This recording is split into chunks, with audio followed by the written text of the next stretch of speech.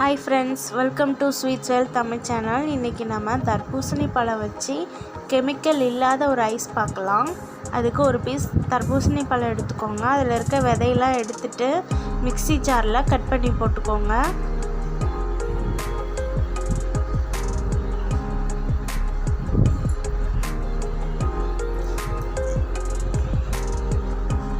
இது கூட தேவையான அளவுக்கு சர்க்கரை சேர்த்துக்கலாம்.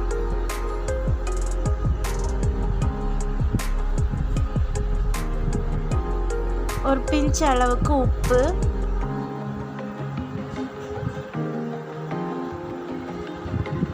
இது கூட புதினா சேர்த்துக்கலாம். நீங்கள் வேணும்னா சேர்த்துக்கலாம், இல்லைன்னா ஸ்கிப் பண்ணிக்கலாம்.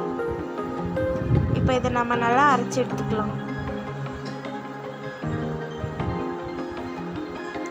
இப்போ நல்லா அரைச்சி எடுத்துட்டோம்.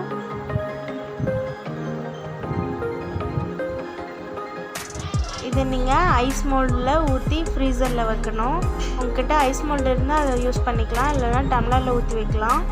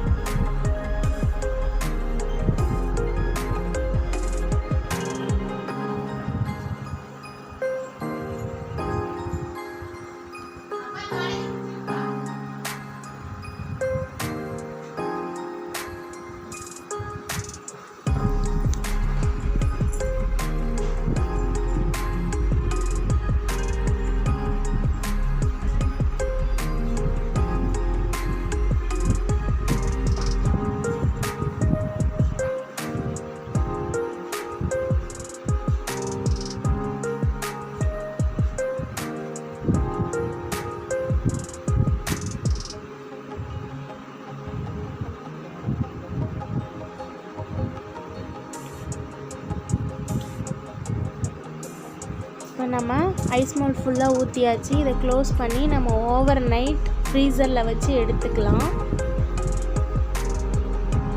ஒரு நைட் ஃபுல்லாக நீங்கள் ஃப்ரீசரில் வைக்கணும். இந்த கெமிக்கல் எதுவுமே ஆட் பண்ணாமல் நம்ம ஐஸ் வீட்லேயே செய்யலாம். பாருங்கள் எவ்வளோ அழகாக வந்திருக்குதுன்னு. தர்பூசணி பழ ஐஸு உங்கள் குழந்தைங்களுக்கு கொடுக்கலாம். ரொம்ப ஹெல்த்தியானது. எந்த கெமிக்கல்ஸும் கலர்ஸு எதுவுமே ஆட் பண்ணல. வீட்லேயே சிம்பிளான முறையில் நம்ம செஞ்சுருக்கோம்.